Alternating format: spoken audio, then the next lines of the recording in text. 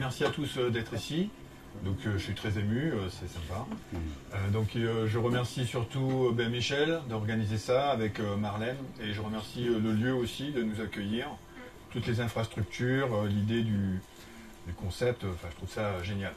Donc là, on va évoquer une conférence sur les édifices et lieux sacrés peuvent-ils être le mycélium d'une conscience universelle. Donc après ce qu'on vient de voir avec JB, il va falloir s'accrocher quand même. Donc voilà, il y a beaucoup de démarrer. Voilà, justement, ce que je sais, c'est que je sais rien. Donc aujourd'hui, c'est à chacun sa vérité. On a tous le droit d'être sceptiques sur l'histoire et les faits qu'on nous propose. Vous avez bien vu dans le descriptif de JB, dans toutes ces photos, il y a des... C'est énigmatique, quoi. Je veux dire, tous ces sites-là, on n'a pas la réponse. Moi, je ne les ai pas toutes. Je vais essayer de vous en faire partager un petit peu ce que j'ai pu comprendre. Mais voilà, il n'y a pas de réponse convenable dans le milieu académique sur les questionnements. Voilà, en fait, on trouve des choses dans les milieux alternatifs. Donc, arriver à se construire un niveau de cohérence et de conscience avec ses propres réflexions et celles des autres en accord avec les lois universelles. Donc, on va voir que les lois universelles, c'est la base, quand même, pour moi. Il faut être en harmonie avec le grand tout. Donc, il y a un plan de la conférence. Donc le premier, ça va être l'ouverture d'une bulle de conscience, justement, pour cadrer la chose. On va parler des édifices et des lieux sacrés. Bon, pas trop bouger, hein. La géobiologie, alors on va survoler la géobiologie, on ne peut pas parler de géobiologie. La géobiologie elle-même, c'est un sujet qu'on peut en parler toute une vie. Il y a plusieurs façons de la voir. On va parler de la géobiologie sacrée. Et si les édifices et lieux sacrés étaient le mycélium d'une conscience universelle, donc moi je pense que oui, mais on va essayer de détailler tout ça. Donc une proposition d'une hypothèse personnelle basée sur ma vérité du moment, donc peut-être pourquoi tous ces édifices-là sont implantés sur la planète, pourquoi on les retrouve un peu, tout ça. Essayer de donner une pseudo-réponse. Et que faire avec ces informations, parce que pour moi, il faut les partager. Donc voilà. Ouverture d'une bulle de conscience, donc ça nous permet de mettre temporairement de côté nos croyances afin de s'ouvrir à des nouvelles informations. Pratiquez le 5e accord Toltec, donc soyez sceptiques mais restez à l'écoute. C'est pas parce que vous n'êtes pas d'accord avec ce que je raconte qu'il faut tout de suite se braquer. Peut-être qu'un jour vous dira, tiens, j'ai entendu ça, ce type-là, il avait peut-être raison. Ou peut-être que j'ai tort, vous avez peut-être vous raison, ça je sais pas. Et cette ouverture permet de se protéger des informations trop dérangeantes, parce que voilà, des fois j'ai tendance à dire des trucs, faut s'accrocher, quoi. Donc les définitions qu'on peut trouver sur Wikipédia des édifices, finalement, que ce sont des bâtiments conçus pour la prospérité et que ça dure assez longtemps. Et sur l'UNESCO, ils disent que c'est 20% des édifices du patrimoine qui seraient spirituels ou religieux. Je pense que c'est quand même un peu plus, parce que dès qu'ils ont un doute, ils classent ça dans religieux. Donc, moi je dirais tout. Donc les édifices sacrés ne sont pas placés n'importe où. Donc on va voir justement d'autres petites photos. Il y a des photos forcément comme JB, et puis on va en voir d'autres qui sont parfois placés très haut, proches d'un cours d'eau, installés sur des assises antisismiques, sont implantés sur des sites, on va voir ça. Donc voilà, ils sont parfois implantés et souvent situés sur des endroits en hauteur. Donc vous voyez là ici, on est carrément entre deux falaises, sur une faille. Ils sont allés mettre une chapelle, donc je reste en Chine. Donc je me demande pourquoi, quoi. Donc, je fais un peu le JB là, pour le début. Donc là, pareil, pourquoi ils sont allés accrocher ce site-là sur une falaise. Pour y accéder, il faut y aller, il faut avoir le mérite. Déjà, pas avoir le vertige. Ici, là, on va retrouver le Machu Picchu. Donc cette... Je vais baisser un peu, peut-être que... Donc pour moi, c'est une onde de forme. Ça, c'est Sacsayhuaman. Waman. Voilà. C'est souvent très en hauteur, mais on va voir un peu pourquoi. Donc proche d'un cours d'eau. Donc Notre-Dame de Paris à côté de la Seine. Les Moailles au milieu perdu de l'océan. Et puis les pyramides sur le bord du Nil. Et on verra que beaucoup de... C'est pas tous comme ça. Des fois, c'est parce que ça a été asséché dans le temps. Ou alors c'est que le cours d'eau, il est dessous, sous terre. Donc installé sur une assise antisismique, donc on a vu tout à l'heure avec JB, donc les gros blocs de Baalbek, donc les trucs énormes. Ici, pareil, on voit des choses, et puis là, Cusco, finalement, on retrouve toujours les mêmes images, parce que c'est ça qui nous parle le plus dans le questionnement. Donc, implanté sur d'anciens sites mégalithiques. Donc, Saint-Michel, on sait aujourd'hui qu'il y avait un dolmen, et donc on a construit au-dessus, au milieu d'un cours d'eau, Chartres, la pyramide du Louvre. On sait qu'à ces endroits-là, il y avait forcément, au niveau de l'histoire, des dolmens. Sur le Louvre, on est plus sur le donjon, à la base, et on a construit dessus. Construit selon une géométrie sacrée. Alors là, on va essayer de développer un peu plus, parce que il y a de quoi parler. Donc ici, c'est en Inde, c'est la pyramide... Ah, ça ne suit pas, en fait. C'est une pyramide qui est inversée. C'est assez incroyable. Au lieu que ce soit sur le haut, elle est sur le bas. Mais elle est quand même en géométrie sacrée. Et en bas, on a un réservoir d'eau. Donc, c'est assez fabuleux. On retrouve une forme carrée, avec des donjons. Là, ici, je vous ai mis une photo de notre ami 137, Monsieur 137. On voit bien l'hexagone, finalement, de la France. Et on pourrait... Donc, il y a plein de traits, des rapports. Sur tout ça, il y a des alignements. On en a parlé un peu tout à l'heure. Donc, les alignements, ça peut être donc une ligne... Vous avez peut-être entendu parler de la ligne de Saint-Michel. Donc, c'est une ligne lay. Et sur cette ligne-là, donc qui démarre proche de Jérusalem et puis qui file jusqu'en Angleterre, ben, on a des sites sacrés qui portent le nom de Saint-Michel, qui sont très souvent octogonaux sur la base, parce que c'est le sacré, on va essayer de le voir un peu tout à l'heure. Et là, donc, je vous ai mis une photo qui est en correspondance musicale. Pour moi, les édifices et lieux sacrés sont des édifices de vibration. Donc Nikola Tesla disait, si vous voulez comprendre les secrets de l'univers, il faudrait réfléchir en tant que fréquence, intensité, vibration. Donc moi je pense que tout ça c'est un mix vraiment. Et donc la structure même de l'édifice va avoir une propre résonance, une propre forme, donc une onde de forme. Et je dirais même que les édifices sont positionnés à un endroit qui a une fréquence vibratoire précise, et du coup l'édifice est adapté à cette fréquence vibratoire là. Et l'onde de forme qui est par exemple là on a des toits on voit des toits d'église en forme de flèche. Donc là ça va être comme un aiguille d'acupuncture, on va récupérer l'information. On va avoir des dômes en forme de coupole, donc là ça va plutôt rayonner. Et on va avoir même des toits plats, où finalement c'est une information qui vient du centre de la Terre et qu'on fait rayonner.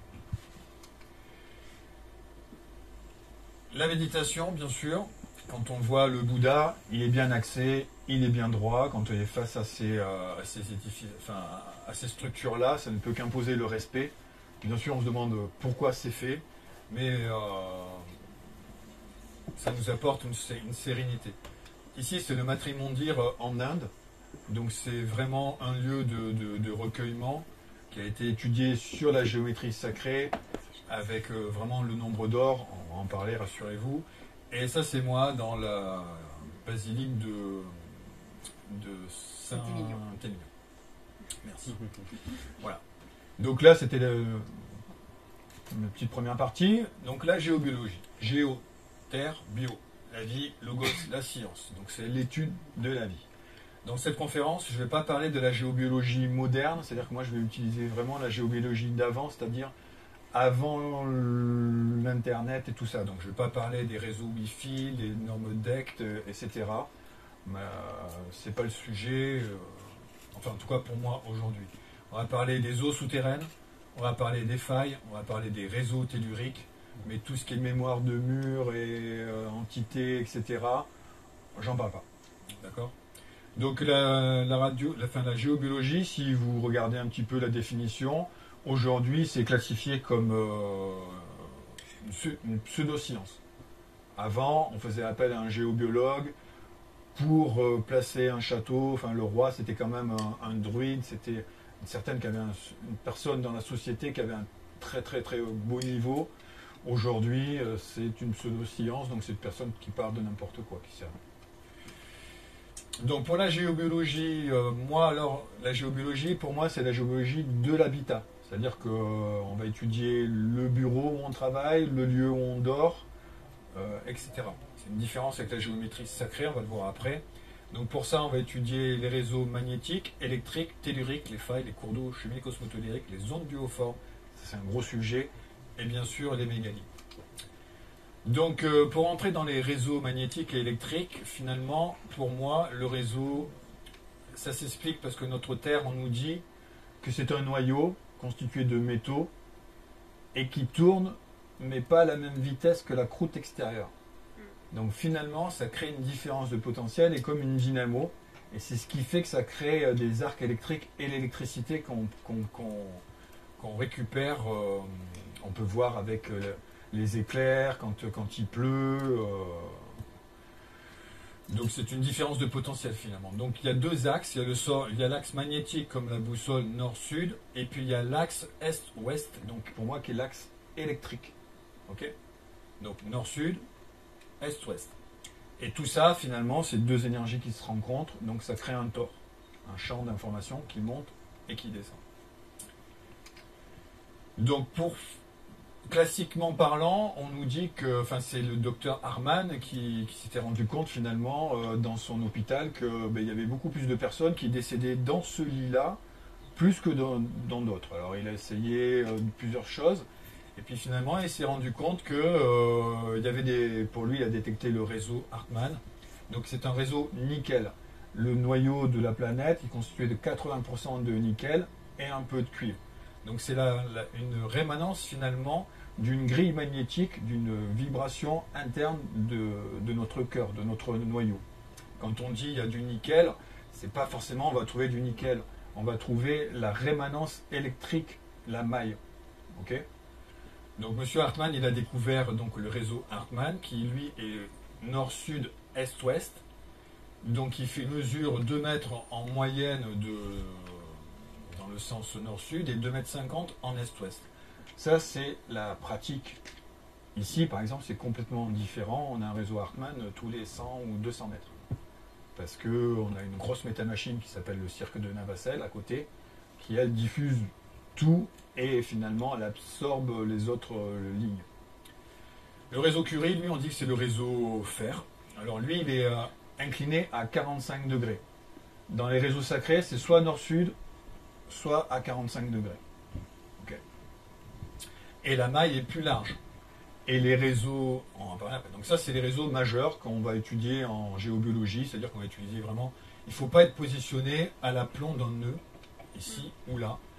Parce que si vous êtes à cet endroit-là, vous avez une énergie qui pousse et ça vous empêche de dormir. Et si en plus vous avez de l'eau qui passe dessous, alors là, si vous avez la totale, réseau Curie, réseau Hartmann, plus de l'eau, vous avez un cancer assuré. Voire respiration artificielle, etc. Donc il faut simplement des fois, ces gens-là, en déplaçant de 50 cm leur lit, c'est-à-dire qu'on les met dans des zones neutres, eh bien on a la guérison. Mais aujourd'hui... Pour ça, soyez sceptiques, mais restez à l'écoute, parce que je comprends que des personnes qui soient malades et qui écoutent ce que j'ai à dire, c'est pas simple pour ces personnes-là. Pourtant, il faut essayer, il faut tout essayer. Et des fois, vraiment, moi j'ai eu des cas où les gens ils respiraient avec un appareil, en déplaçant le lit, en 15 jours, ils reprenaient vie. Ça faisait 10 ans qu'ils respiraient avec une boîte. Donc les réseaux telluriques spécifiques, donc finalement, ils sont en rapport avec toutes nos planètes. On va retrouver les planètes toujours dans l'astrologie, dans l'astronomie. Donc on sait qu'ils sont en correspondance avec des métaux. Donc bien sûr, notre papa, le Soleil, c'est l'or. Il va influencer sur ces réseaux-là. Mars, le Mercure, c'est Mercure. Le cuivre, c'est une correspondance avec Vénus. L'argent, c'est la Lune. Le fer, c'est Mars. L'étain, Jupiter. Le plomb, Saturne, le saturnisme. L'Uranus, Uranium. Neptunium, alors ça c'est très rare, mais ça existe. Et le plutonium, Pluton. Voilà, donc il y a à chaque fois des correspondances symboliques, ésotériques. Mais donc en gros, ce qu'on peut dire, c'est qu'à chaque fois qu'on a un astre qui passe proche de notre Terre, il va nous influencer et il va influencer les réseaux qui correspondent à cette vibration-là. Donc ces réseaux-là, ils sont beaucoup plus larges qu'un réseau Hartmann ou Curie. Déjà, ils sont très rares. On ne va pas les trouver tous comme ça. C'est pas... En gros, chez nous, par exemple, à Bordeaux, on va trouver beaucoup de plutonium et beaucoup de plomb. Donc c'est des réseaux qui font 3 mètres, 3-4 mètres parfois, donc c'est assez gros quand même. Et tous les Rothschild, ils ont acheté tout le réseau de plomb. Par exemple, plutonium. Donc voilà, donc chaque planète correspond à une rémanence vibratoire qu'on caractérise par un réseau. Donc les failles. Alors les failles, il y a plusieurs types de failles. Il y a la faille qu'on nous apprend à l'école, donc une fracture dans le sol. Il y a des failles de la ceinture du Pacifique, par exemple, ceinture de feu. Il y a des failles qui sont à l'aplomb, et puis il y a des failles qui sont inclinées. Dans le radon, par exemple, quand c'est une friction, finalement, ça dégage un gaz. Il ne faut pas rester à l'aplomb de ces failles-là. Et on va voir que la planète est constituée pour moi d'une grille cristalline. Donc finalement, il y a des veines de quartz. Et ça, on peut vraiment le voir sur des dolmens, par exemple, le dolmen du Crapaud en Bretagne. Il est situé vraiment au bord de l'océan. Et quand vous mettez dans l'eau et que vous observez le dolmen, quand il a été, l'érosion a creusé sous le dolmen, et on voit la veine de quartz au milieu, donc c'est vraiment assez génial. Donc la faille, c'est une différence de potentiel, donc c'est souvent entre les frontières de département. Donc on va très souvent retrouver des dolmens sur ces axes-là. Et finalement, ils ont un côté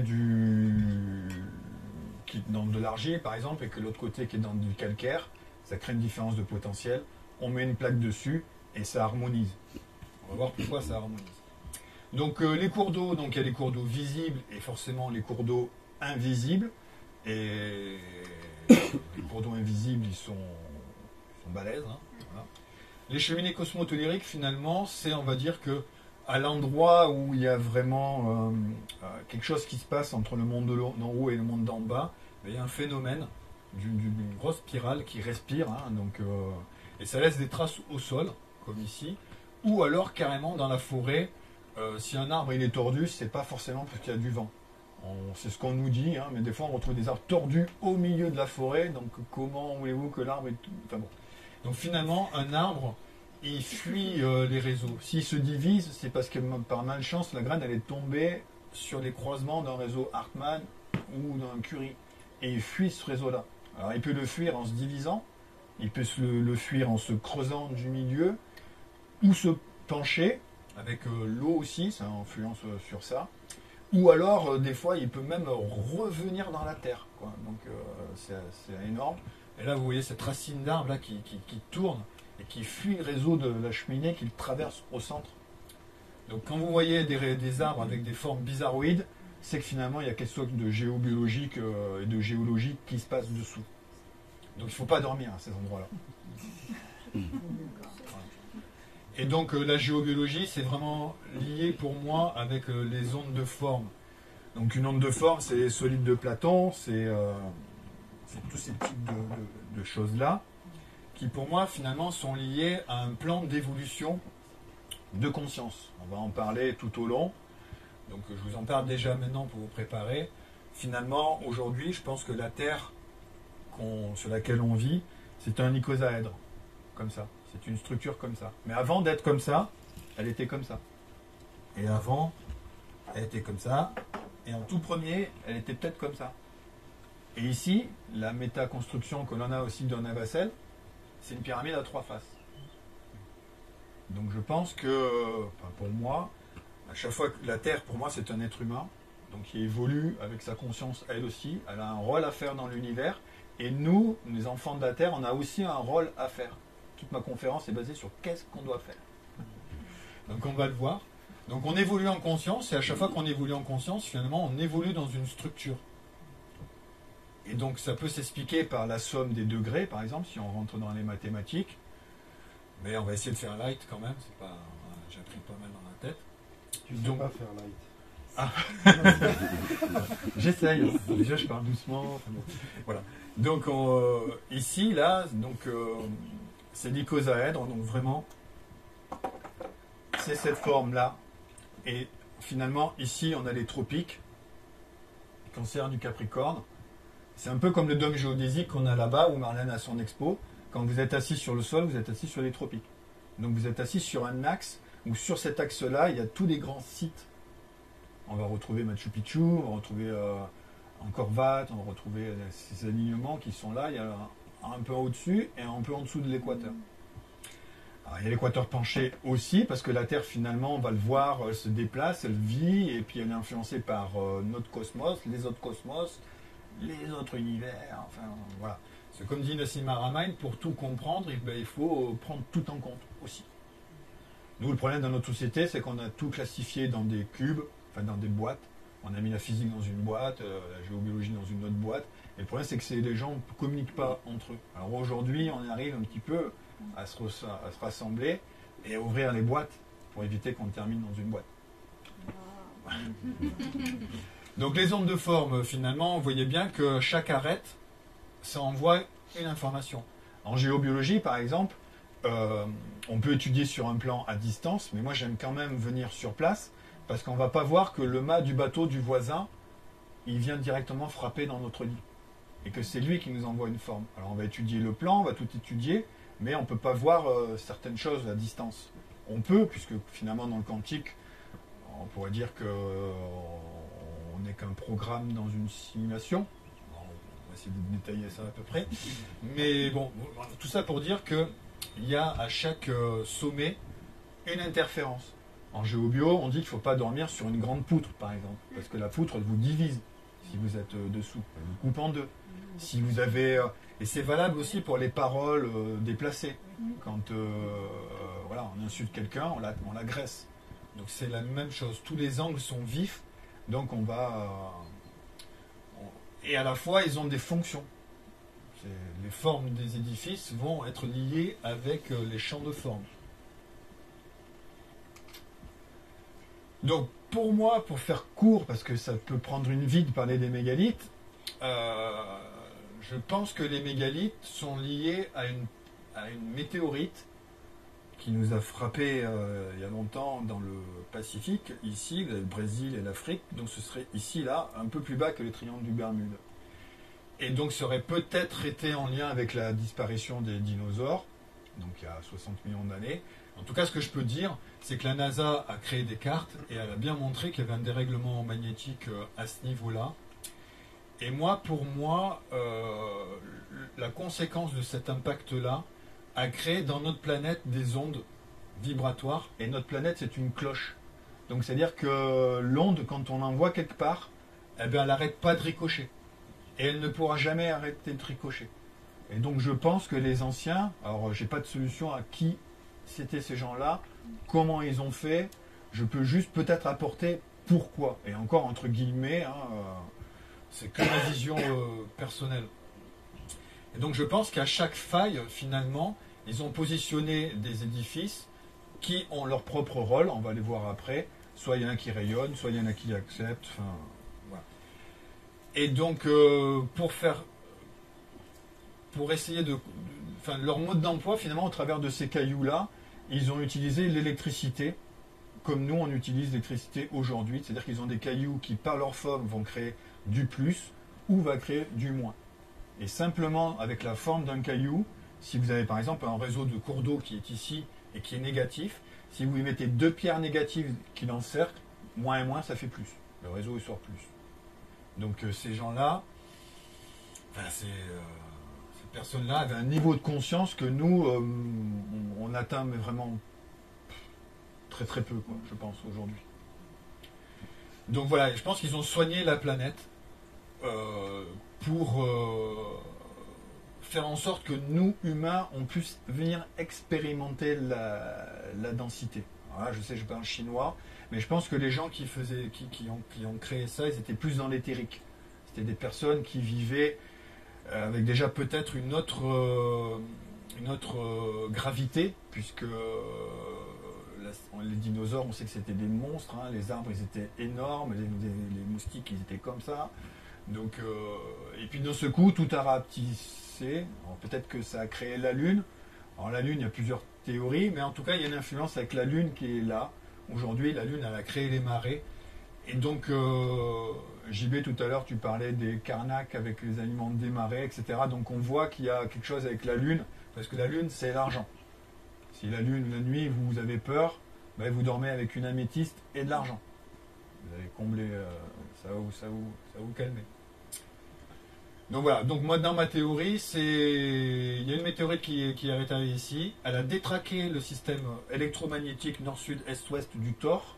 Du coup, la planète, elle s'est inclinée. Mais il n'y a pas que ça. Pour comprendre vraiment les choses, il faut prendre les lois de Milankovitch. On en parlera tout à l'heure.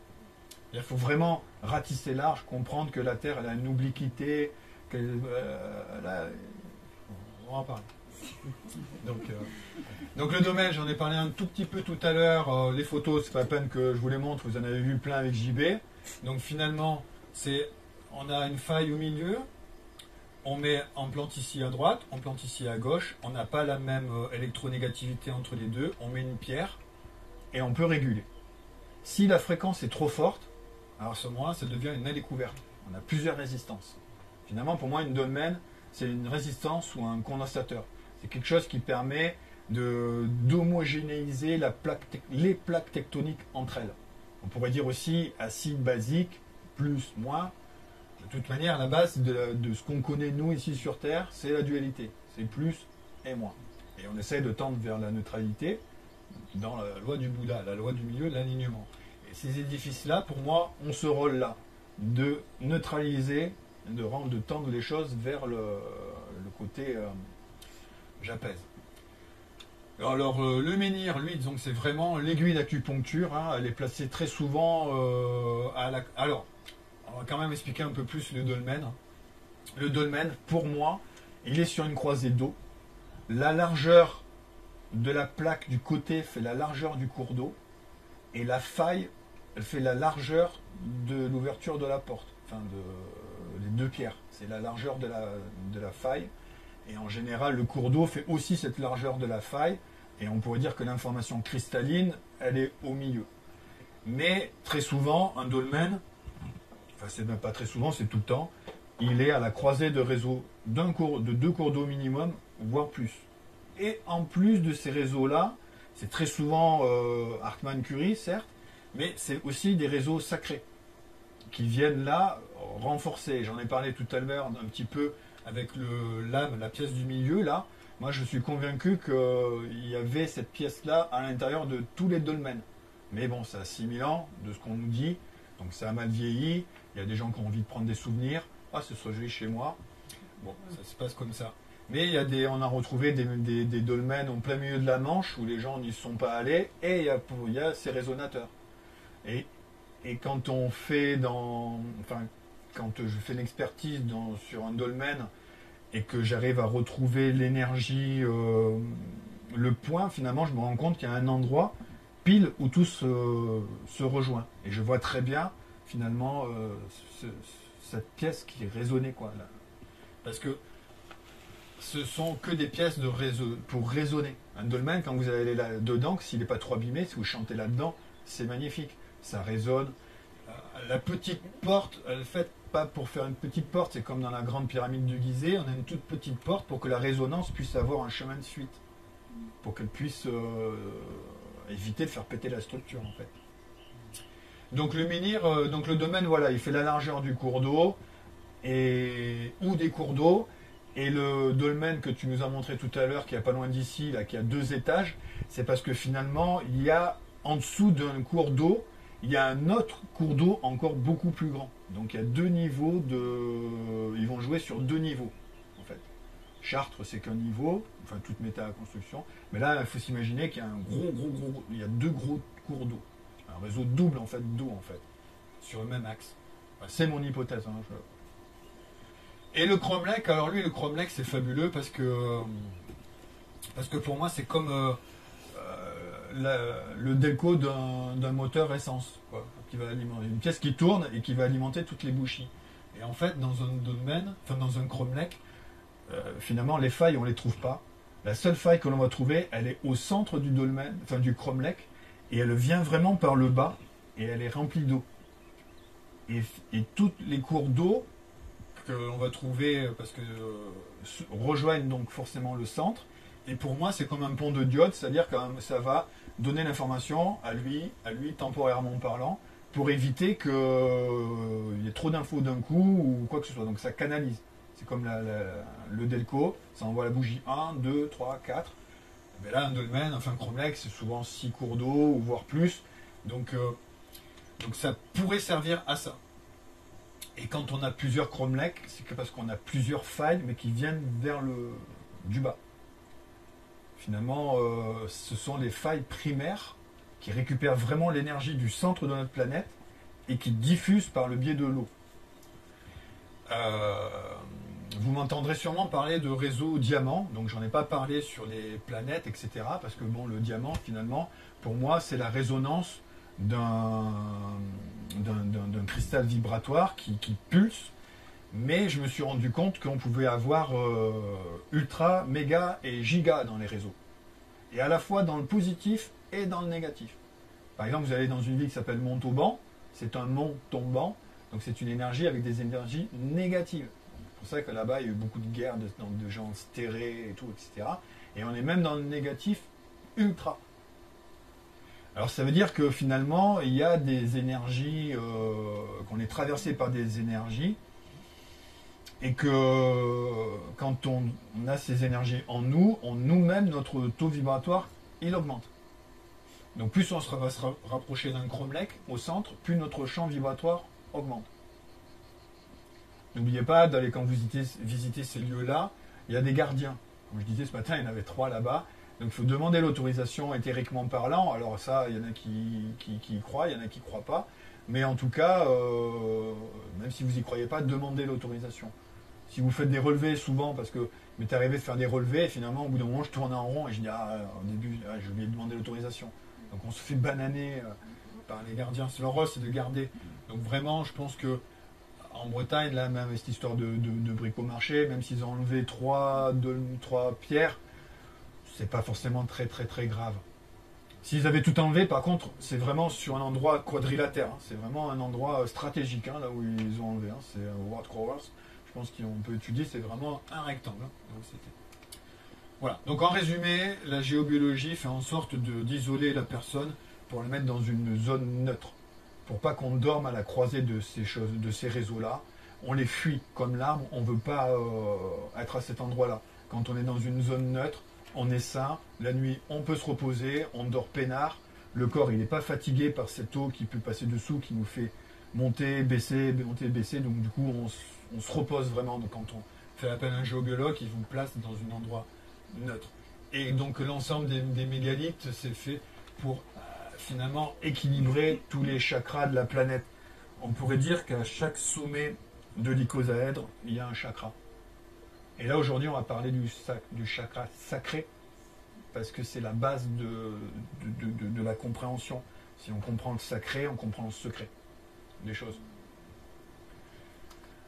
Donc là maintenant on attaque la géobiologie sacrée, où là finalement on va tout faire pour aller au point de rencontre des réseaux.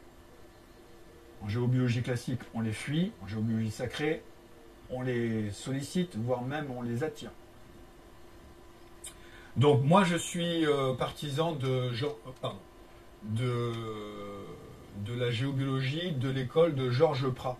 Il y a 2 grands géobiologues pour moi, enfin en tout cas en Europe, hein, parce que je connais ça, il y a Lipnik et Georges Prat. Moi je suis très autodidacte. Donc j'ai pas forcément suivi de formation, mais j'ai été validé par un élève de Georges Prat. D'accord. Donc mon étalon, c'est la pyramide de Chartres.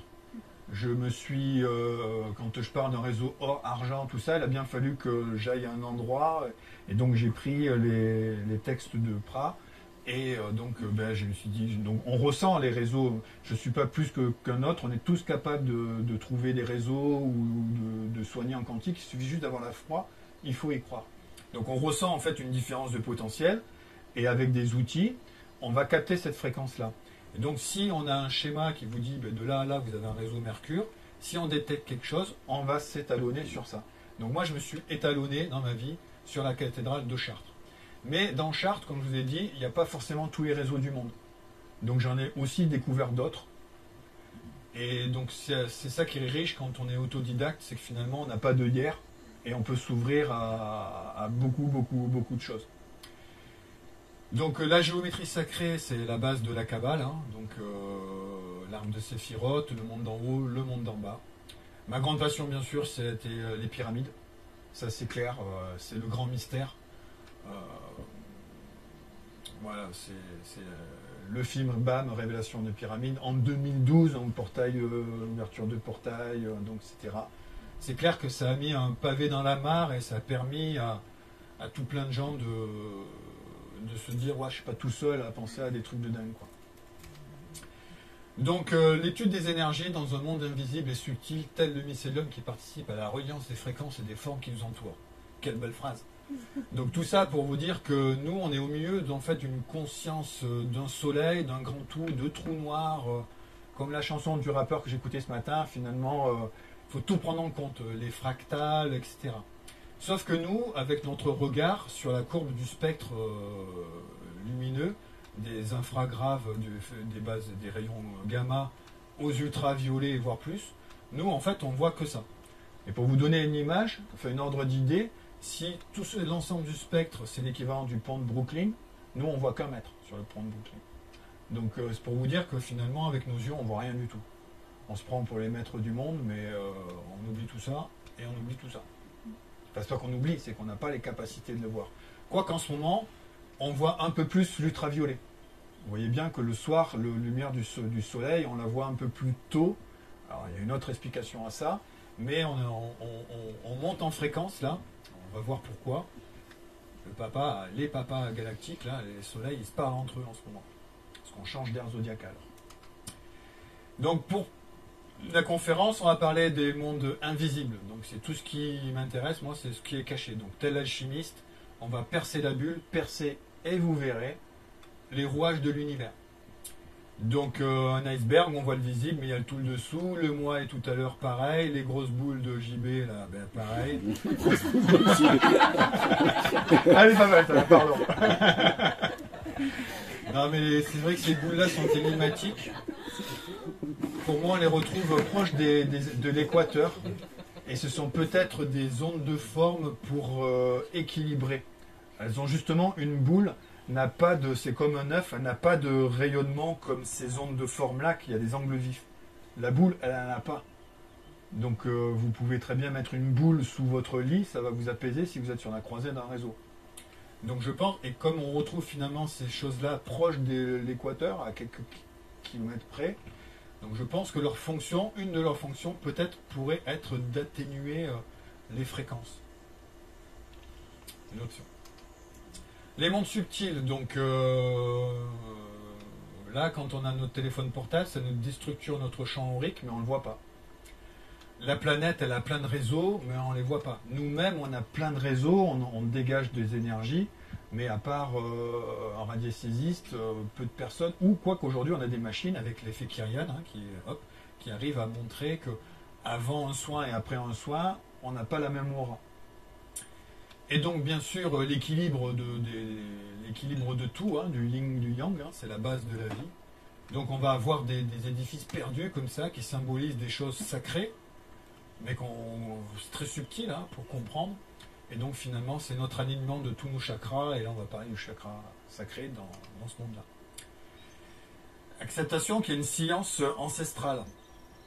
Alors là, c'est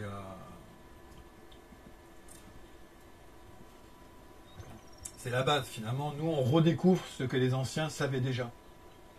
Phi, qui est finalement ce symbole-là. Ce symbole-là, c'est un tor, un champ d'information dans les deux sens. Vous voyez bien? Ça a peut-être sonné, vibré.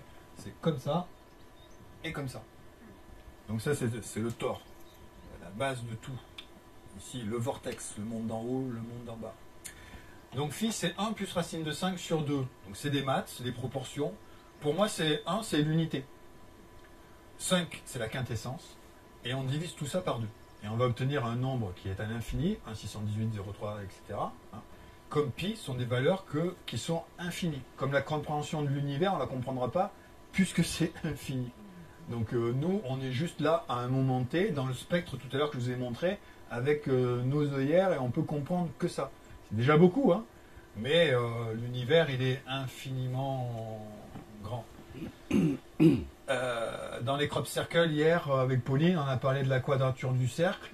C'est clair que même Léonard de Vinci, il en parlait déjà. C'est la base des alchimistes. C'est la base de la pyramide de Gizeh. Je ne suis pas venu ici pour expliquer la quadrature du cercle, mais c'est une onde de forme, une géométrie sacrée qui est la base de toutes les maths, de tous les mathématiques. L'architecture qui nous a été léguée par les anciens, elle est sur cette constante-là universelle de 1,618. Que l'on divise les angles, les rapports, les machins et tout, on retombe très souvent soit sur pi, soit sur la coudée, soit sur tout ça. Et nous-mêmes, quand on fait à peu près 52 cm, la coudée c'est 52,36, et on pèse à peu près 3 kg, et la pi c'est 3,14 kg. Donc on est... Ici, c'est la Merkaba. Donc pour moi, c'était à cette époque, donc pour moi, comme j'ai essayé d'expliquer, la Terre évolue, et donc je pense que la Kabbale, elle est basée sur l'étude de la Terre à un moment où elle était dans cette forme ici. Mais aujourd'hui, pour moi, on a évolué en conscience, et je ne vais pas dire que la Kabbale c'est inutile, mais je pense que c'est peut-être périmé. Aujourd'hui, on vient avec d'autres informations. Donc, il y a des gens qui se sont rendus compte finalement que les lieux sacrés n'étaient pas positionnés n'importe où. Il y a plusieurs grilles qui ont été faites. Et donc, finalement, on obtient une grille cristalline qui stabilise la Terre. On va le voir après comment. Et donc, c'est le vortex, hein, finalement, qui est équilibré. Et ce qu'il faut admettre, à comprendre, c'est qu'un point qui est ici communique avec celui-là par le biais du réseau. Donc un lieu d'ouverture du cœur, eh bien, si on étudie le Vastu, qui est l'ancêtre du Feng Shui, donc, qui est l'étude indienne finalement de la géobiologie, ils placent leur maison avec une personne qui est au centre, dans le cœur. Et donc le chakra sacré, c'est l'aliment de tout ça. Il faut bien admettre qu'en fonction de comment on regarde les choses, on peut obtenir des symboles ou pas. Là, c'est le cube de Métatron, mais vous le voyez, finalement, il est comme ça. Et c'est juste qu'on l'a mis à plat. C'est des visions en 3D. Et donc, une métaconstruction, elle est alignée selon les mathématiques, le compas et la règle, selon les astres et selon la proportion de l'édifice en fonction de la maille de la résonance du lieu qui est en bas. Donc elle a une forme qui est propre à la résonance du lieu. Et bien sûr, dans les mathématiques, si vous multipliez du cœur par de l'amour, par du divisé, vous obtiendrez toujours du cœur. De l'amour. C'est ça la base de la vie. C'est l'amour. La conscience qu'on doit diffuser de l'amour. Voilà. Donc les maths, finalement, il ne faut pas se prendre la tête, il faut penser qu'à ça, quoi. Le résultat, c'est qu'est-ce que vous souhaitez. Si vous souhaitez de l'amour au départ, vous obtiendrez de l'amour à la sortie. C'est simple. Après, on peut se prendre la tête avec les proportions, mais finalement, il faut retenir que ça. La reliance avec l'énergie qui nous entoure, c'est le mycélium de la vie. Ben ouais. Moi, je pense que la conscience, elle est reliée par... Aujourd'hui, on le voit bien. Je vous dis quelque chose, vous le comprenez, tout le groupe, il a compris. Et voire même tout le monde autour. On est dans une époque où aujourd'hui... on comprend nettement mieux des choses qu'il y a 20 ans on ne comprenait pas. Même il y a 20 ans on était tout seul à comprendre certains trucs, et puis aujourd'hui finalement tout le monde a compris, et des fois dans certaines conférences on dit mais j'ai rien à expliquer, tout le monde sait tout. Donc il y a une matrice, il y a une grande maman qui est là en conscience, et dans l'expérience de l'expérience, eh bien, nous on est au travers de notre papa et on vient ici sur notre maman et on est influencé par elle, et tout le reste. Donc on est un grand tout dans ce champignon de conscience. Donc en gros, voilà, la géobiologie sacrée positionne ces défis spécialement sur des croisants d'énergie propres à leur lieu d'implantation, en accord avec les énergies des lois universelles et le grand tout. C'est-à-dire que si vous mettez toutes ces choses-là avec le prorata de 1,618, donc les maths, hein, vous allez attirer forcément l'univers, parce que vous utilisez les proportions. Et elle participe donc à une structure collective de conscience comme le champignon. Donc, et si les édifices, ces lieux sacrés, étaient le mission d'une conscience universelle? Donc, quel message doit-on en retenir de ça? Qu'est-ce qu'on pourra en conclure? Que sont éventuellement les fonctions, la matrice, tout ça? On va regarder. Donc, une conscience unifiée qui relie le monde d'en haut et le monde d'en bas. Ça, c'est vraiment la clé. Nous, les humains, on est là pour relier les énergies d'en haut et d'en bas. Et c'est notre mission à nous d'aider la planète finalement à elle-même trouver sa place dans les lois de l'univers. Moi, je pense sincèrement qu'on a un rôle à jouer et que c'est notre conscience, grâce au mycélium de tout ça, qui fait qu'il faut se relier les uns les autres. Tout ça, avant, c'était une géométrie sacrée qui était réservée uniquement aux initiés. On n'y avait pas droit. Et ça se comprend parce que si on comprend que la parole est créatrice, on comprend comment on a été dirigé par nos gouvernements et manipulé.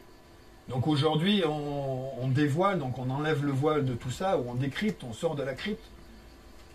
Et donc je pense qu'on est capable de comprendre ces informations-là parce qu'on rentre dans l'ère du Verseau. On va le voir après. Pourquoi? Donc c'est intemporel, énigmatique et sacré.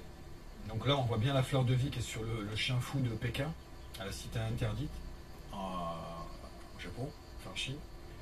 Et c'est une science qui apporte du bien autant à la planète qu'à l'humanité. Quand ils ont fait un menhir à un endroit, ça a calmé le lieu. Donc les gens qui vivaient à côté bénéficient de ça. Quand vous avez une église, eh bien finalement, cette église-là rayonne et capte les informations, et tous les gens qui sont dans le village, ils profitent de cette énergie-là. C'est bon pour tout le monde. Donc, quel message doit-on en retenir? Donc, pour moi, les lieux sacrés sont propices au rassemblement. Donc, religion, c'est religarer. Et à la modification de conscience. On sait que quand on est dans ces édifices-là, vu qu'on est à la croisée d'énergie avec des flux qui sont tellement vibratoires, on augmente en conscience. Et donc, du coup, on est tous reliés les uns aux autres.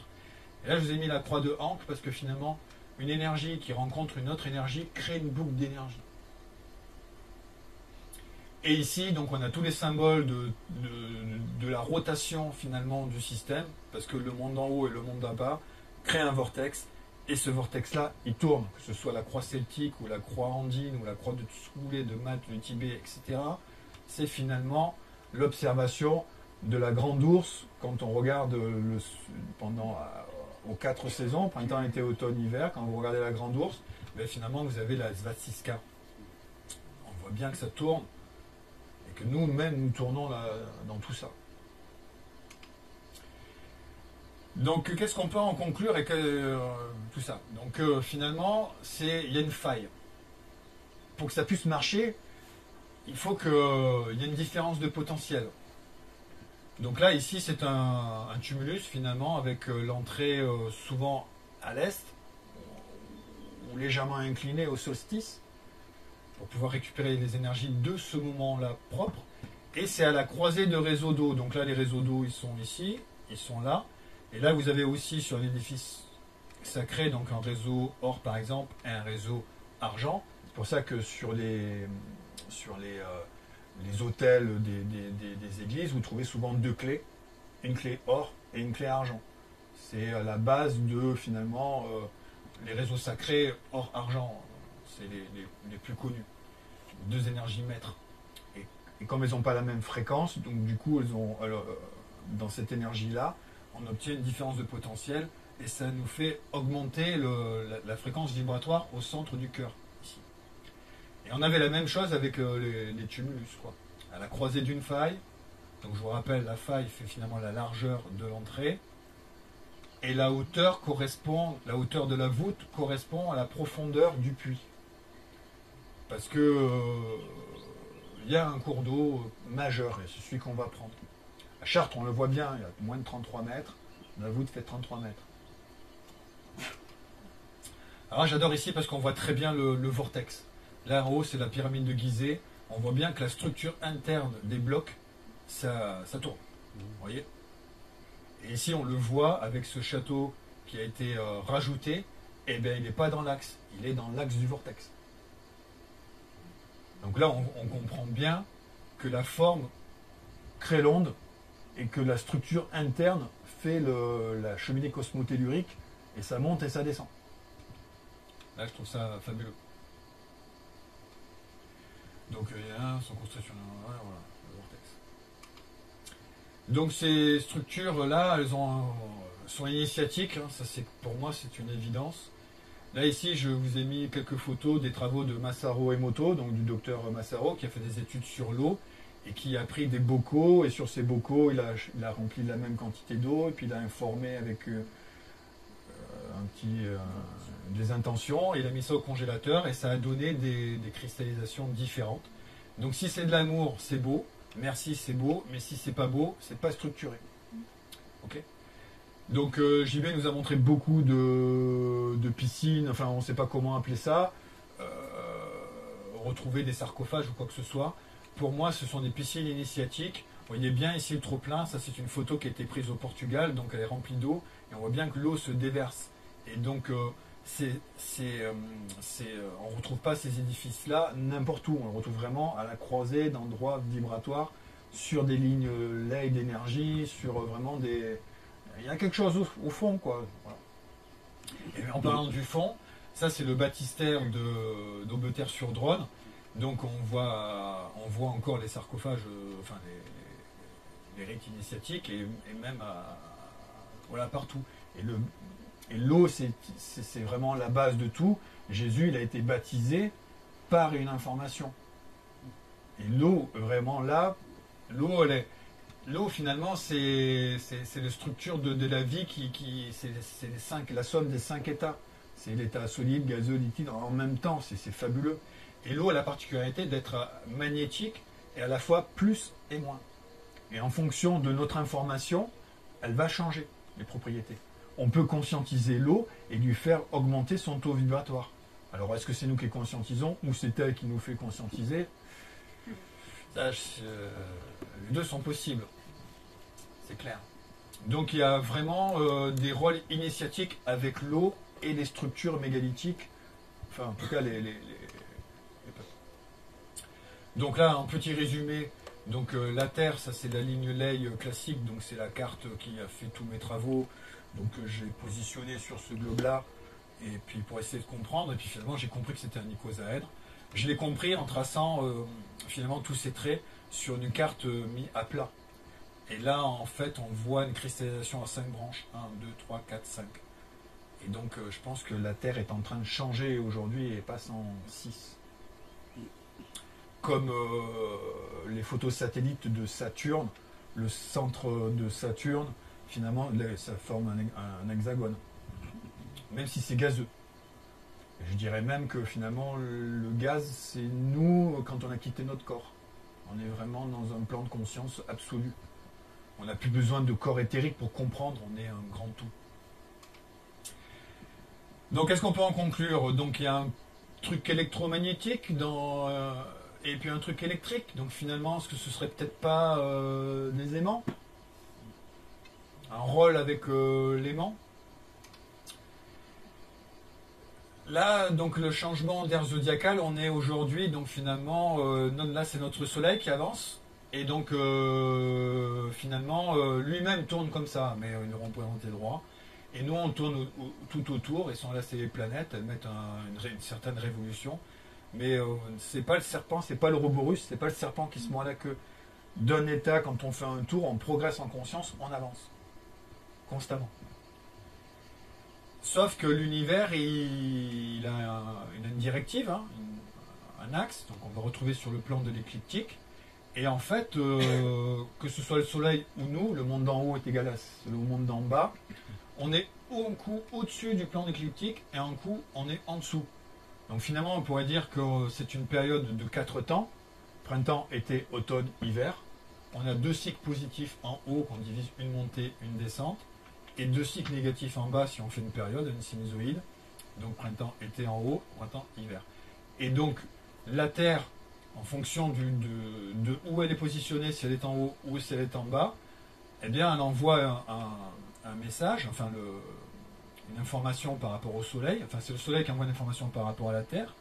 Et donc du coup en fonction du degré, comme dans Pink Floyd, si vous n'êtes pas dans l'axe, eh bien, d'une certaine fréquence, vous obtenez un prisme, donc un ensemble de fréquences. Mais si vous êtes pile poil dans l'axe à là, c'est pour moi, je pense qu'on est en train de vivre ici. Notre système solaire se déplace dans toutes les constellations. Et actuellement, on est en train d'arriver, paf, au milieu de tout. Donc on a fini l'âge des reins, l'âge d'or, là, tout ça, enfin, tous les cycles du Kali Yuga. Alors les cycles du Kali Yuga, c'est des sites qu'on peut trouver dans la Bhagavad Gita, donc c'est-à-dire les textes indiens qui ont plus de 6000 ans d'histoire, où ils nous racontent que finalement il y aurait quatre âges donc l'âge d'or. Donc nous on va rentrer dans l'âge d'or en principe, l'âge des reins, l'âge de bronze et l'âge de fer qu'on termine aujourd'hui. Mais on est obligé de passer dans tous ces états-là pour comprendre qu'on est un grand tout, un ensemble, un univers, un microcosme dans un macrocosme. Alors, là, on voit peut-être pas très bien, mais si, vous voyez le soleil là, il nous bombarde de ces informations-là, et nous, notre Terre, elle a une ionisphère, et elle crée un bouclier magnétique. Et donc là, on voit les champs comme un cromlech, il y a 3 aurores, on appelle ça les ceintures de Van Allen, mais c'est nos ceintures de protection. Donc vous voyez bien, le papa là, il envoie des ondes magnétiques, et nous, notre ionisphère, notre Terre, avec notre champ magnétique, on se protège. Sauf que là, on voit bien qu'il y a un axe dévié qui est lié finalement à l'impact du météorite que je vous ai montré tout à l'heure, qui a peut-être créé l'obliquité de la Terre, qui a déréglé le champ de l'information. Donc le champ d'information, plus le fait que la Terre ne tourne pas comme... parce que rien n'est parfait, donc on est... Un coup on s'approche, un coup on sort du soleil, enfin il y a une distance.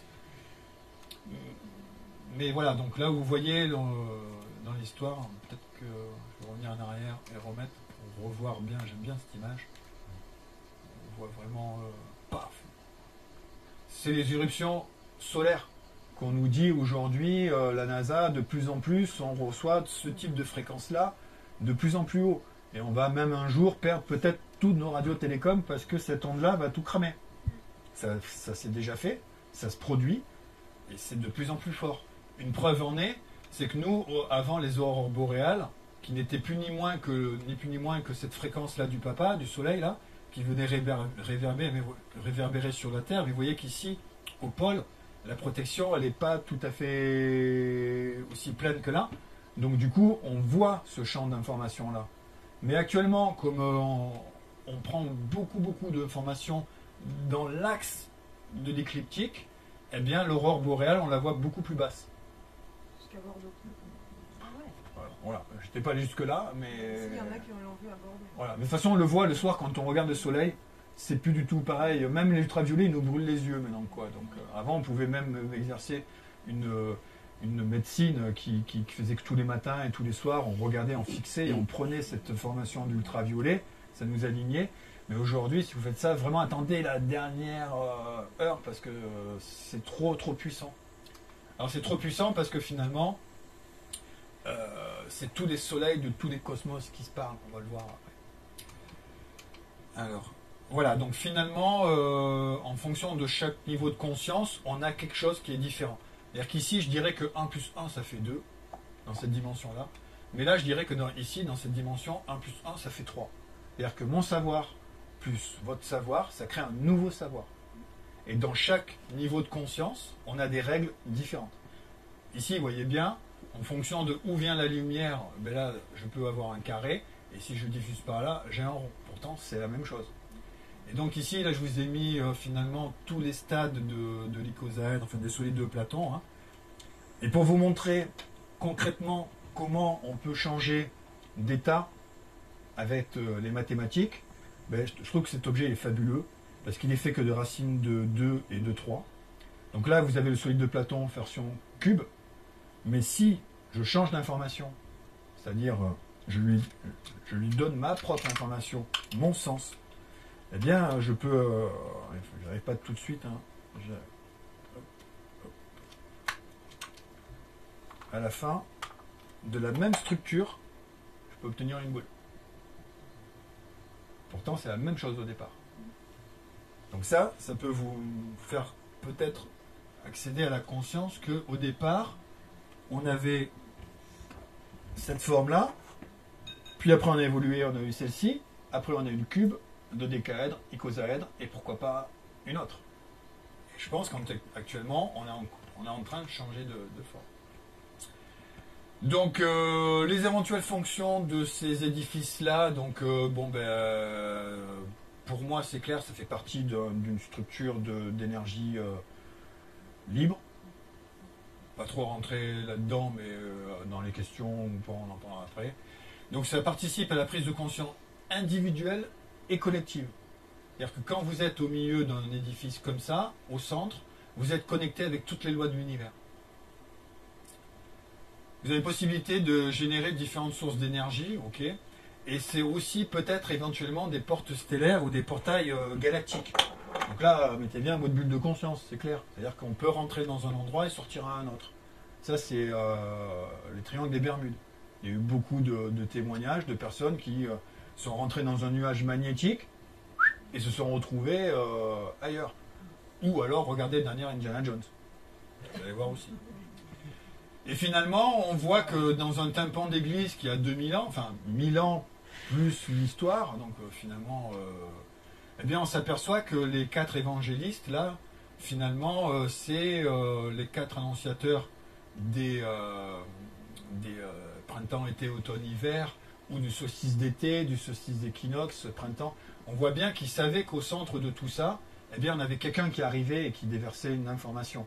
Donc aujourd'hui, on a le Jésus qui est là, enfin, finalement, c'est l'information, c'est notre soleil qui nous donne cette information aujourd'hui.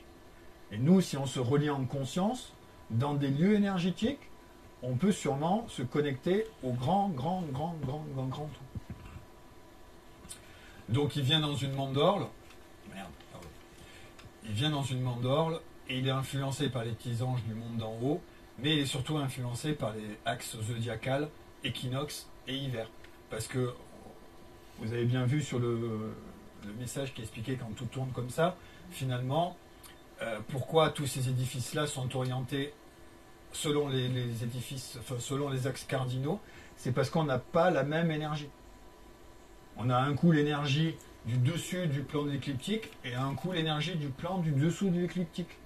Finalement, printemps, été, automne, hiver, c'est à un moment, notre planète passe au-dessus du champ vibratoire et dans notre galaxie, on va rentrer dans un moment, dans une fréquence où on dit allez les gars, c'est le moment, il faut se réveiller. Et c'est le printemps. Et donc dans le infiniment grand, l'infiniment petit, ce qu'il faut comprendre aujourd'hui, c'est que notre cosmos, notre planète, notre système solaire, lui-même rentre dans le printemps. Et donc c'est tout le monde qui grandit. C'est clair? Tant mieux. Alors, donc ça nous apporte une ouverture de conscience, ça nous sensibilise à la compassion, parce que forcément, parler de tout ça à des gens qui ne veulent pas admettre certaines choses, c'est pas facile, donc on est obligé de rester calme, zen, de comprendre. Ça participe à l'éveil collectif, ça aide à l'acceptation d'un univers connecté, on voit bien qu'on est dans la maille, hein, donc que tout est interrelié, ça nous facilite la plénitude, ça prend en tolérance et ça nous libère de nos prisons mentales. Ça, c'est quand on est vraiment axé, aligné dans nos chakras. Ça aide, en tout cas. Alors, pourquoi ça dérange? Parce qu'il faut remettre toute l'histoire en cause.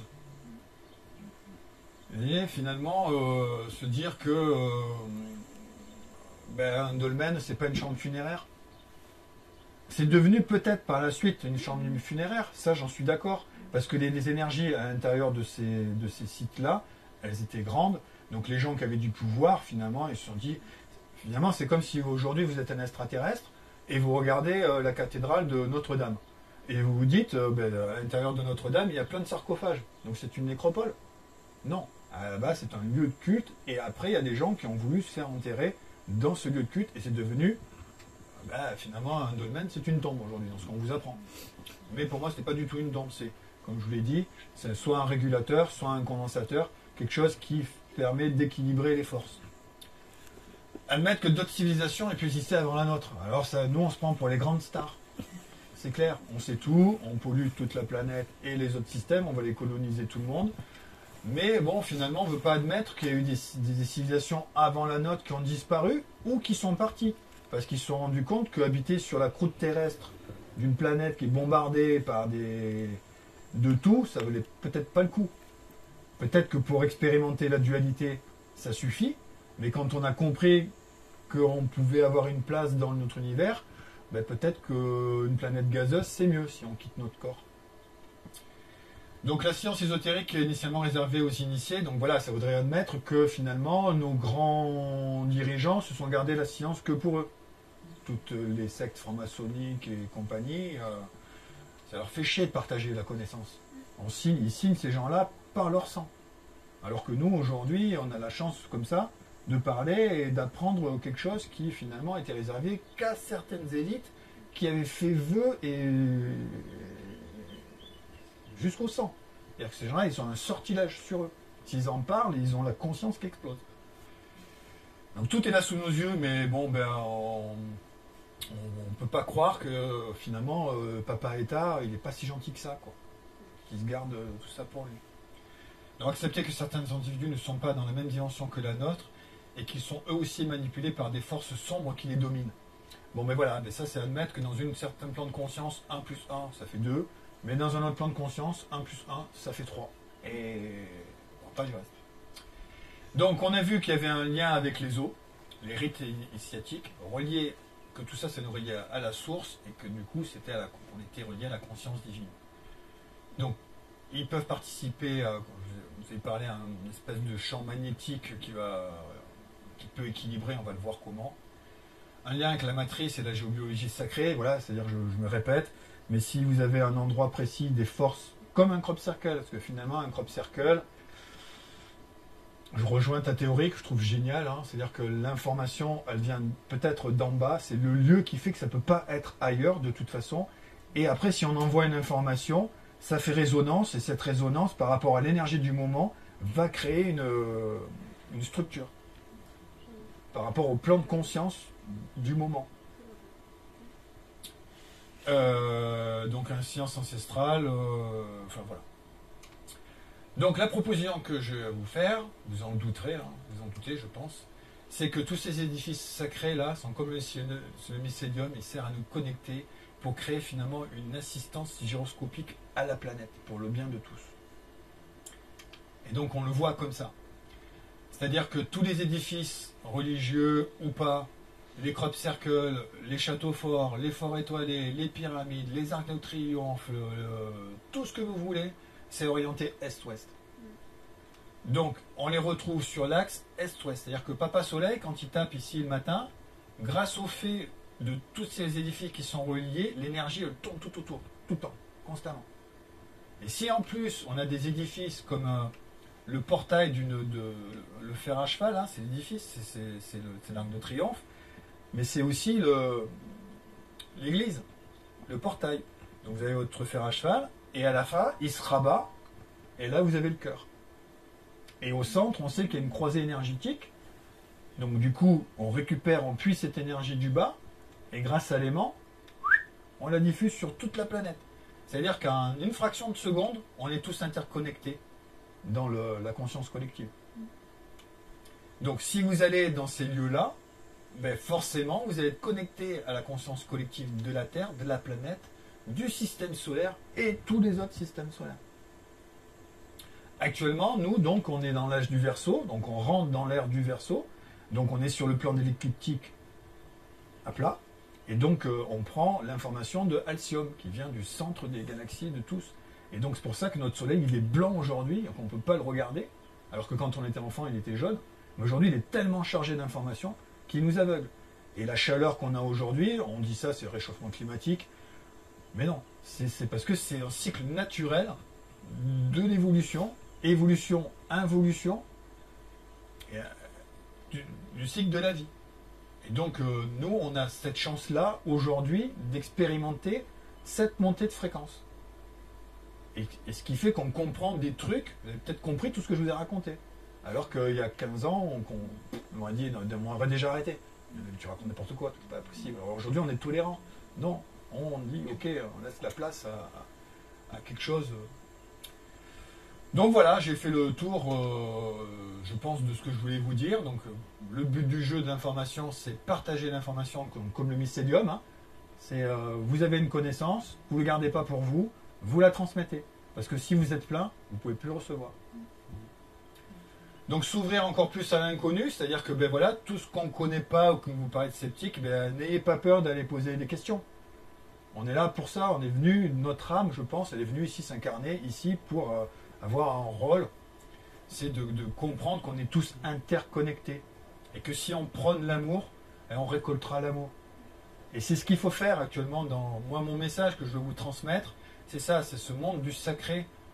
Le monde que, aujourd'hui, si on s'unit nous tous pour le bien de notre planète, on peut peut-être renforcer notre ionisphère. Parce que les anciens, ils avaient fait des super métaconstructions, et nous, qu'est-ce qu'on a fait? Oh, on a trouvé ça assez joli, je le prends pour chez moi, je l'enlève. On avait des belles, des beaux pyramidions en or, ah c'est de l'or, on l'enlève. Donc on a cassé ces métaconstructions qui étaient là pour nous protéger, pour faire évoluer la planète et la conscience de tout.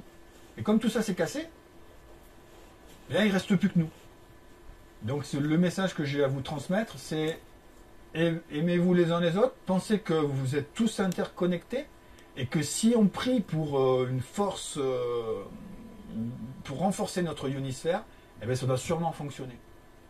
Et je pense que c'est pas la peine d'acheter des voitures électriques pour sauver la couche d'ozone. Priez. Beaucoup plus simple, ça coûtera moins cher et vous récolterez gros, quoi. Et du coup, vous respecterez le savoir des anciens et vous rajouterez du sacré dans votre quotidien. Enfin, voilà. Et tout ça, ça vous permet d'être ici et maintenant et de vous relier au présent. Parce que le présent, c'est un cadeau. Le moment comme ça. Donc, j'ai dit tout ce que j'avais à vous dire. Moi, je fabrique aussi des ondes de forme qui permettent aussi de corriger certaines... je m'en sers en géobio. Donc, la fleur de vie, bien sûr, si vous avez une maison qui est équilibrée, vous mettez une fleur de vie, paf, ça va rayonner et ça va équilibrer votre maison. Si vous mettez le cube de Métatron, ça, je l'utilise par exemple pour neutraliser les ondes de la box. Vous mettez Métatron sur votre box et vous mettez au milieu, au centre, une tourmaline. Eh bien, finalement, on va capter les informations, on va rassembler droit au but l'information, et ça peut vous protéger des mauvaises ondes. Le sceau de Salomon, c'est une onde de forme qui est Salomon. C'est justement les Templiers, ils sont allés chercher l'information dans le temple de Salomon. Ils se sont rendus compte qu'avec les géométries sacrées, on pouvait créer des édifices qui finalement pourrait peut-être nous permettre de relier les mondes subtils et du coup accéder à des portes temporelles. Et du coup, les Templiers, c'est les gens qui plient le temps. C'était le secret. Phi, c'est l'équilibre parfait. Quand vous avez ce symbole-là chez vous, s'il est bien positionné, ça ne peut que vous apporter que du bien. Le Triskel, lui, c'est le mouvement. Le mouvement, c'est la base du monde d'en haut et du monde d'en bas. Et après, moi, j'aime beaucoup Bethléem. Enfin, je l'appelle Bethléem parce que Bethléem, finalement, dans l'histoire, c'est le moment où Jésus apparaît, tout ça. Mais c'est ni plus ni moins que la réunification de Saturne et de Jupiter qui, à un moment, forment une seule et même étoile qu'on a appelée l'étoile de Bethléem. Donc, moi, j'ai réuni Salomon et la fleur de vie et ça donne ça. Donc, voilà, c'est le moment de fermer la bulle de conscience parce que, bon, on a parlé de pas mal de choses. Là, vous avez mes coordonnées. Je sais pas quel temps j'ai mis. J'ai été court, je pense. Super. Donc, si vous avez des questions...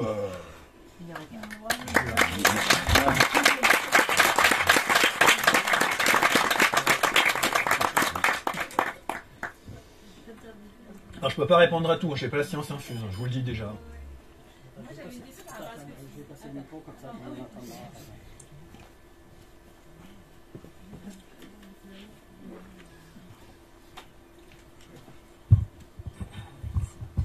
Ouais, en fait, j'avais une question par rapport à ce que tu disais, par rapport au fait que la planète, elle était en haut, ensuite en dessous du Soleil, et que du coup, ça correspondait à l'hiver, printemps et l'été. Enfin, Ouais. enfin, bref, on s'est compris. Mais en fait, je pensais au fait que dans l'hémisphère sud, c'est l'inverse. Les saisons, elles sont inversées. Ouais, mais c'est pas grave. Le monde en haut est comme le monde qui est en bas. Ouais, Ce qui m'intéresse, c'est quand tu as une polarité, c'est que tu as forcément l'inverse. d'accord. Donc si toi tu es dans une polarité positive, toi tu as le négatif dessous, Ouais. mais on a bien vu sur... Attends, j'essaie juste de revenir sur cette photo-là. Le positif ne veut pas dire que c'est bien, le négatif, mais c'est là. Tout à fait. Voilà. L'énergie de l'automne en hémisphère sud n'est pas la même que l'énergie de l'automne en hémisphère nord. Ouais, c'est ça, mais. Ouais, c'est ça, c'est ça. Ouais, mais du coup, ce que je me dis, c'est que quand on est en dessous, c'est nous qui avons l'été, puisqu'on est le nord. Enfin, je sais pas. Je sais pas si c'est comme ça, mais je cogite dans ma tête. Mais en fait, il faut prendre ça dans l'unité de la planète. Ouais. Voilà. Donc, qu'on soit en haut ou en bas, à un moment c'est l'hiver et à un moment c'est l'été. Oui. Et c'est-à-dire qu'on rencontre une force positive, un champ d'information propice à l'éveil. Donc, c'est le printemps. Et c'est là les graines, en fait, elles reçoivent l'information. Réveillez-vous, c'est le moment. Et je pense que nous, actuellement, c'est la même chose. Notre galaxie rentre dans ce champ d'information où c'est le moment, les gars, réveillez-vous. Et donc, on rentre peut-être dans une nouvelle ère, qui serait peut-être l'ère de Serpentard, où justement la connaissance nous amène à cette chose-là. Mais je comprends tout à fait. Hein. Oui, mais bon, voilà, on est divisé en deux. La sinusoïde, un coup elle est positive et un coup elle est négative. Oui. Parce que c'est la vibration. Hein. Je reviens à Tesla, il faut comprendre le secret de l'univers, il faut réfléchir en tant que vibration. Mais dans cette vibration, qui est plus en haut et moins, elle est aussi à la fois positive et négative. Donc qu'on soit positif ou négatif, on est quand même divisé dans un des deux côtés. À un moment, on est là. Après, plus et moins, c'est juste finalement, je suis en connexion ou je ne le suis pas. C'est-à-dire, ben voilà, j'ai répondu à la question. Tout à fait. Une autre question.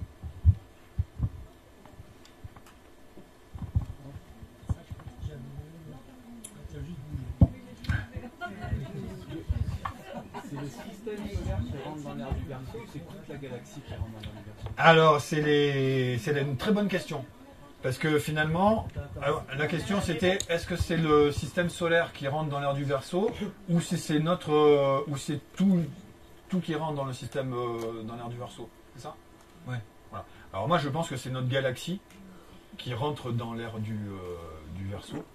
Dans notre cosmos à nous, on s'aligne par rapport à... C'est dommage que j'arrive pas à remettre le slide. C'est fou ça. Je vais éteindre.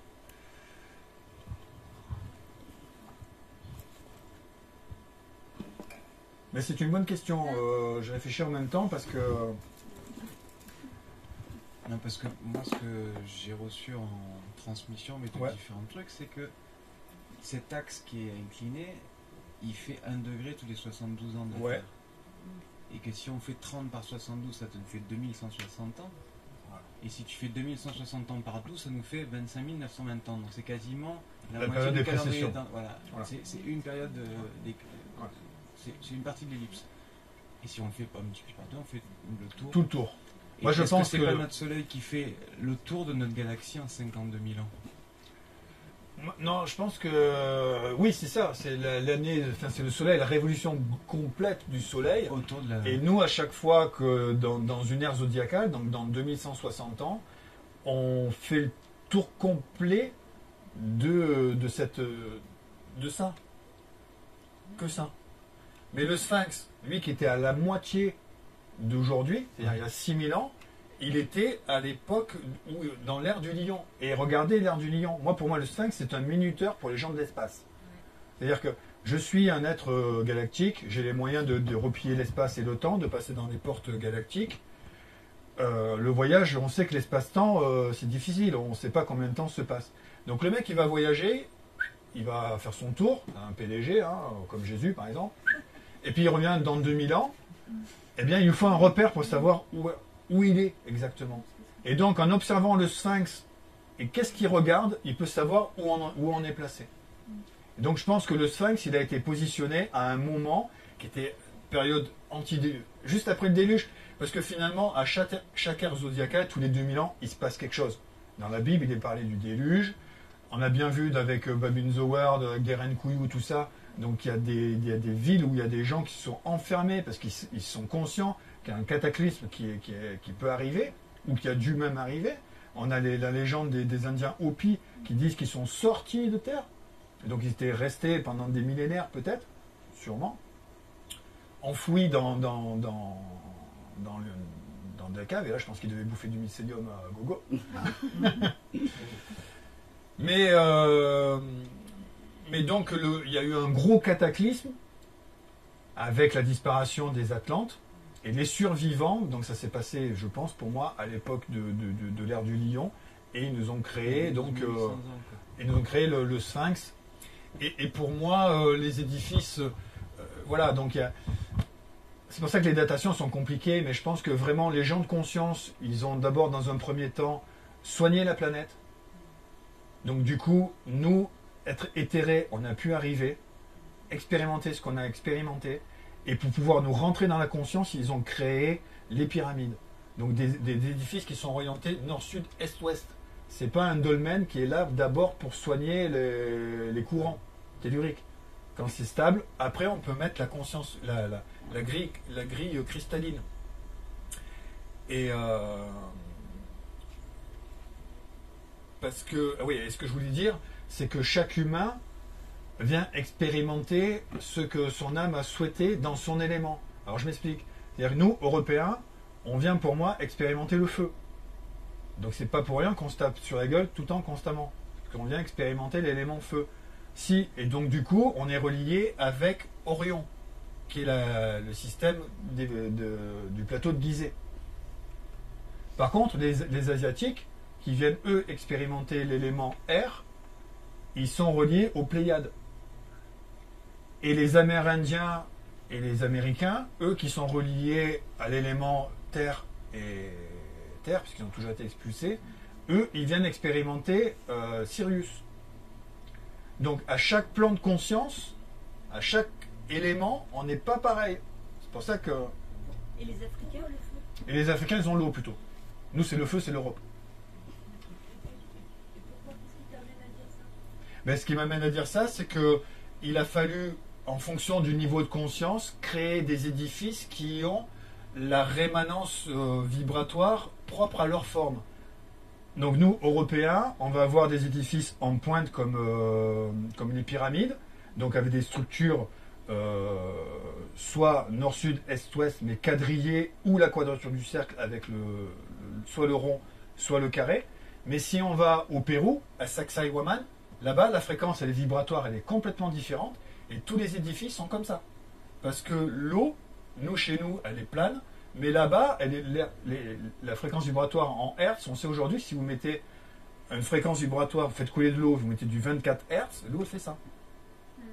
Donc je pense que ces gens-là qui sont venus dans un plan de conscience expérimenter un autre élément que le nôtre, en connexion avec Sirius, ont fait des édifices et des sources en zigzag. Et pour moi, Sacsayhuaman, ce sont 3 enceintes vibratoires, mais par rapport à la fréquence vibratoire de l'eau. C'est-à-dire que ces forteresses que l'on nous parle, elles sont positionnées sur les cours d'eau. Je suis convaincu que les cours d'eau là-bas, ils sont comme ça en zigzag. Toutes les fontaines, elles sont en zigzag. Comment? En infra, les cours d'eau dessous, ils ont représenté en fait ce qui se passait dessous. Exactement. Comme nous, en fait, on met un édifice en fonction de ce qu'il y a dessous. Donc, comme nous, c'est soit concentrique par onde avec un dolmen ou enfin quelque chose de vibratoire. Eux, là-bas, la fréquence, elle est comme ça. Et donc, du coup, la forme des édifices va être en fonction de la fréquence du lieu. Sur la carte que je vous ai montrée où on s'est pris une météorite, on n'a pas la même fréquence vibratoire puisqu'on est très proche de ce dérèglement magnétique.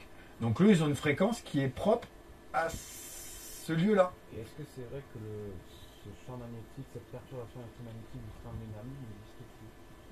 Est-ce que le courant, je sais pas. Je sais que moi, pour moi, ça doit se déplacer parce que tout ne peut pas, rien n'est figé dans la vie. Tout change. Et en plus, tout est en perpétuelle évolution, mais à la fois, et j'avais un slide sur une autre vidéo où on voit bien que finalement l'univers il est en expansion, donc il démarre de là par exemple, il s'expand et après il rétrécit, donc c'est les 4 cycles du Kali Yuga, on monte en fréquence tout ça, et à un moment on s'écrase, comme on finit l'ère on s'écrase, mais du coup on revient à un niveau un peu plus grand, et après on réévolue en conscience et on rétrécit, mais on a gagné, et à chaque fois. Donc on vient expérimenter des niveaux de conscience qui fait qu'au résultat, on progresse. C'est pas le Ouroboros, c'est pas le serpent qui se mord la queue. On monte en chaque fois en vibration. Et donc voilà, ce que je voulais dire, c'est qu'en fonction de l'élément où on est, on a des édifices avec des formes vraiment spéciales par rapport à la vibration du lieu et de la fréquence vibratoire et du plan de conscience. Je pense que quand vous y discutez avec un mec du Pérou, lui c'est facile de dire il y a des ovnis, ça fait ok, il n'y a pas de problème. Nous parler d'ovnis, waouh, on ouvre à peine la porte.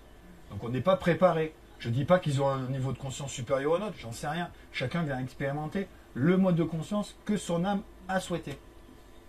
Moi je suis convaincu que nous sommes finalement reliés avec... on devrait se relier avec notre âme grâce à ces métaconstructions pour vraiment faire le lien entre le pont du monde d'en haut et le monde d'en bas, que ces édifices-là ont cette fonction-là, vibratoire, pour qu'on puisse finalement se connecter à la source cristalline qui aide à l'information. La maille de notre planète, la structure de l'icosaèdre, c'est de l'information d'un cristal. Et le cristal, et ça fait 4 milliards d'années qu'il est comme ça. Alors je dis ça parce qu'on est en train de massacrer la planète là, en disant avec la lithothérapie, c'est top d'avoir des cristaux et tout chez soi et tout, on l'utilise pour tout et n'importe quoi. Mais c'est notre structure. À chaque fois qu'on enlève un truc, on casse la brèche. Donc au bout d'un moment, ça a pété. C'est évident. Et en plus, on prend un cristal sans lui demander son autorisation. Ça fait 4 milliards d'années que le nord magnétique, il était là. Lui, il a poussé comme ça. Et nous, on dit qu'il est joli quand il est comme ça. Et donc, le cristal, vous croyez qu'il est content, lui, d'être déjà avoir été sorti de son environnement, de ne pas être positionné dans son nord magnétique, et qu'en plus, on ne lui pose même pas son avis. Alors que vous-même, si vous dormez dans un matelas pneumatique dans une piscine, vous faites la sieste, quand vous allez vous réveiller, vous serez aligné nord-sud, la tête au nord. C'est pour ça qu'on dit qu'il faut mieux dormir au nord. Mais notre corps, il est magnétique, et que vous le voyez ou pas, vous vous réveillerez avec la tête au nord. C'est pour ça qu'il est conseillé de dormir comme ça quand on peut. C'est pas pour rien qu'on va prier à la Mecque à l'est, face à l'information du soleil. C'est pas pour rien que bon, aujourd'hui c'est inversé au niveau des hôtels, des églises, etc. Mais c'était orienté est-ouest pour pouvoir... on attendait le Jésus, le Sauveur. Mais le Sauveur, il ne viendra pas. Le Sauveur, c'est vous. Et on nous a justement berné en disant, vous voulez croire en quelqu'un, donc on a perdu qu'on était nous-mêmes notre propre Dieu. Et du coup, on a donné la foi à quelqu'un de sauveur. Mais il ne viendra pas vous sauver. La clé, c'est vous. Il n'y a que vous qui peut vous sauver dans ce monde-là. Et après, ce qui est top, c'est que quand on vient avec la géobiologie, la numérologie, l'astrologie ou quoi que n'importe quoi, on arrive quand même que la seule chose, c'est l'alignement de conscience dans nos chakras. Quoi. Être à l'aise dans nos baskets pour pouvoir nous éveiller et du coup être en harmonie et comprendre que l'eau, c'est la clé, finalement. Et que l'eau, c'est... Tous ces édifices-là sont sur une montagne. Et donc, c'est de l'eau qui jaillit à chaque fois au centre de ces montagnes-là. Et ça ne peut être que comme ça. C'est comme un arbre, en fait, c'est une pompe d'eau qui monte et qui descend, en passant par des stades plus, moins, plus, moins, plus, moins, plus, moins. Moi, je suis convaincu que pourquoi une pyramide, ça crée de l'énergie, parce qu'elle est composée de fondations. La largeur, on s'en tape. Par contre, la hauteur, ça, c'est important. Et du coup, on a une couche acide, basique, acide, basique, acide, basique. Et donc, on crée un champ d'information de conscience et on crée le vortex au niveau des énergies.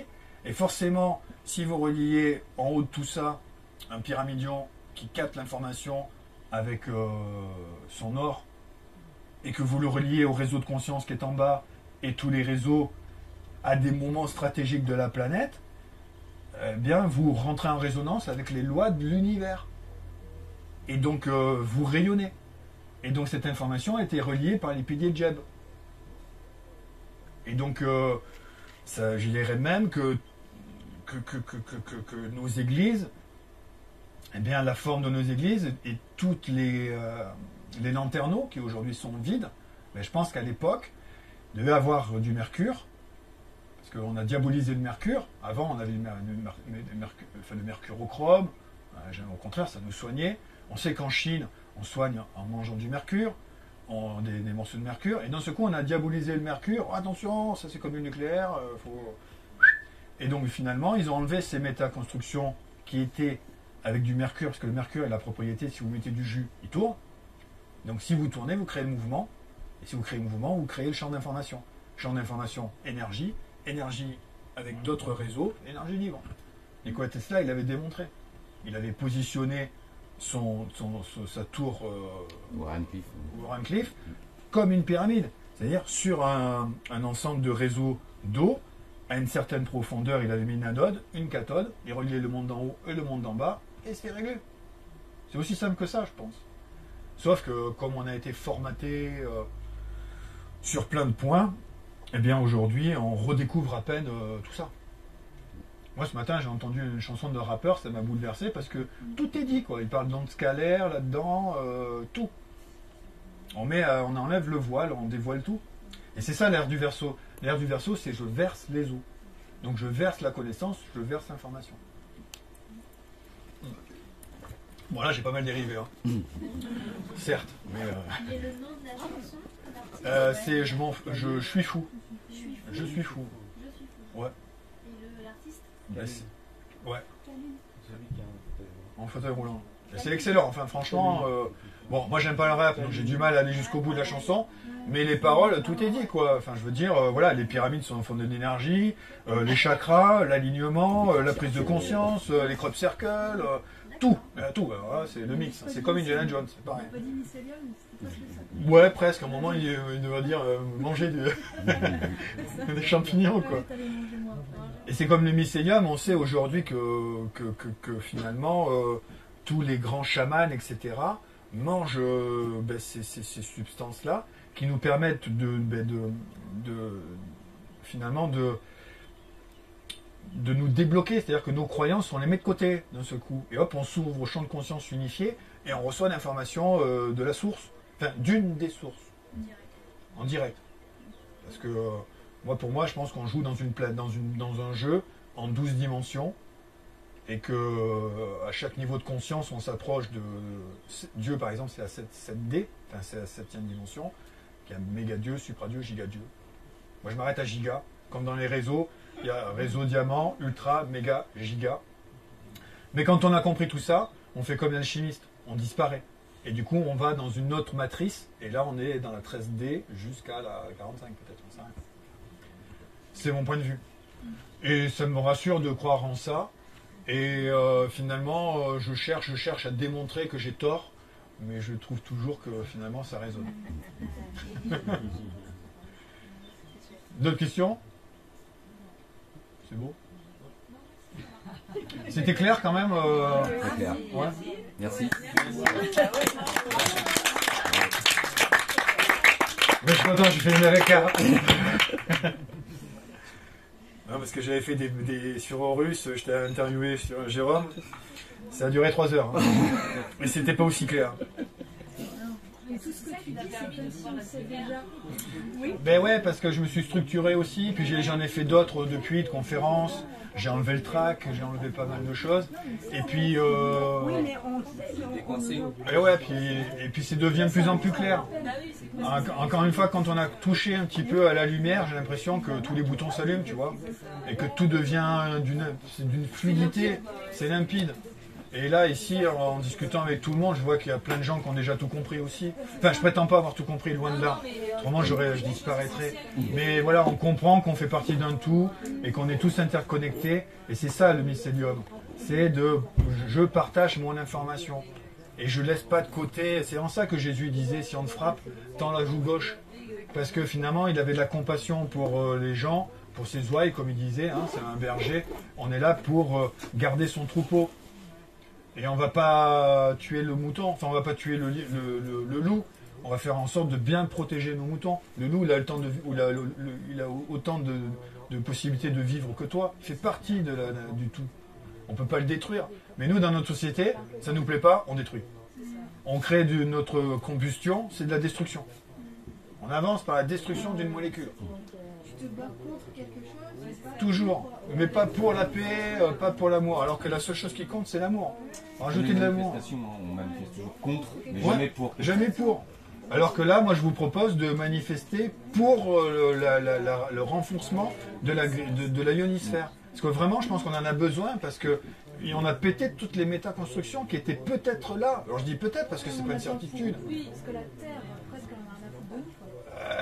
Oui, c'est vrai, mais on est quand même les enfants de la Terre. Si on est 7 milliards d'humains aujourd'hui, c'est parce que je pense sincèrement que la Pachamama elle a accepté que 7 milliards d'humains viennent ici, parce qu'elle est consciente que peut-être que simplement 7 à 6, 5-6% de gens éveillés peut convaincre tous les autres. Mais il faut une masse. Donc elle a accepté qu'on soit trop à un moment. L'effet Maharishi. L'effet, c'est ça, c'est l'effet, comment tu as dit? Maharishi, je crois. Alors il y a un autre nom c'est l'effet, enfin je sais plus quoi, mais bon ça fait boule de neige. C'était avec les singes là, qui nettoyaient une... Voilà, c'est ça. Je comprends, paf, d'un seul coup tous les singes ils savent qu'il faut nettoyer la pomme de terre quoi. Bon ben voilà.